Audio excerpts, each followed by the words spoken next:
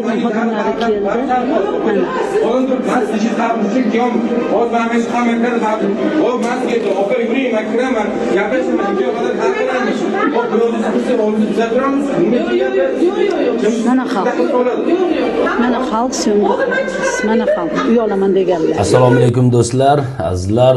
Bugun biz rasmiy e'lon bermoqdamiz. Antikorrupsiya ommaviy axborot vositasi ijtimoiy tarmoqlarda keng muhokama bo'layotgan hozirgi kunda juda ko'pchilik norozi bo'lib, ijtimoiy tarmoqlarda chiqib o'zlarini e'tirozlarini aytayotgan fuqarolarni dardlarini eshitishga va ushbu ishda amaliy yechim topishda o'z hissamizni qo'shishni maqsad qilgan holda sizga rasmiy bayonot bermoqchimiz. Ko'pchilikning xabari bor, shu bilan birga bizni ham Imarat kompaniyasi, ya'ni qurilish rahbari Marat Xayrullayevning ustidan norozi bo'lib, ijtimoiy tarmoqqa chiqayotgan vatandoshlarimizga shuni ma'lum qilamizki, hozir shu videoni tagida biz telefon raqamlarimizni qoldiramiz. Har qancha noroziligingiz bo'lsa, mana biz shu noroziliklaringizni olib chiqamiz, xolisona har taraflama o'rganib, sizni xizmatingizga tayyormiz. Marhamat qilib, mana shu video tagidagi telefon raqamlariga murojaat qilishingiz mumkin. Antikorrupsiya ommaviy axborot vositasini barcha xodimlari tomondan tortib shu muxbirlarimizgacha har birimiz mana sizga xolisona, shunchaki xolisona yordam berishga tayyormiz.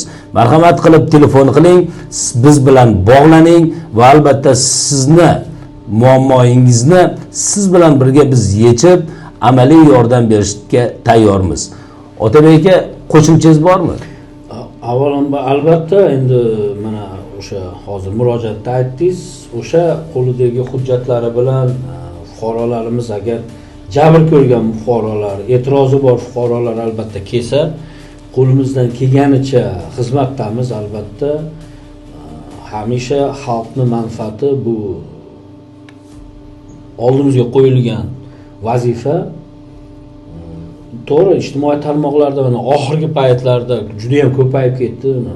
Hammamizga mana kelyapti shu murojaatlar. Albatta fuqarolardan so'raymiz, o'sha videoning tagida o'sha yozilgan raqamlarga murojaat kelishsa, xudo xolasa, qo'limizdan kelganicha amaliy yordamdamiz, xizmatdamiz.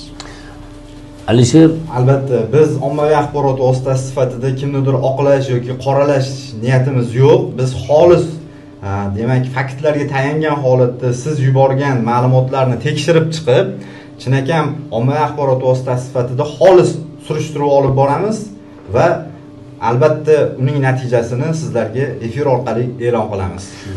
Bizga murojaat qilganingizdan keyin biz amalga oshiradigan ishlar haqida qo'shimcha aytib o'tmoqchiman. Marhamat, bizga murojaat qilasiz. Siz bilan birga sizni murojaatingizni tinglagandan so'ng albatta bu biz kompaniyaning ofisiga boramiz. Shu holat bo'yicha ulardan izoh talab qilamiz va siz bilan birga sizni muammoingizni yechishga bor kuchimizni sarflaymiz. Do'stlar, bizni kuzatishda davom eting. Aynan sizni tanishingiz mana shu holatda qandaydir jabr chekdim yoki-da shu holatda e'tirozim bor degan bir yaqiningiz bo'lsa, videoni albatta tashlab qo'ying. Bee'tibor bo'lmang, chunki bu muammo, bu xalqning muammosi, barchamizning muammoyimiz. Yaxshilikda ko'rishaylik, o'zingizni ehtiyot qiling, sog' va omon bo'ling.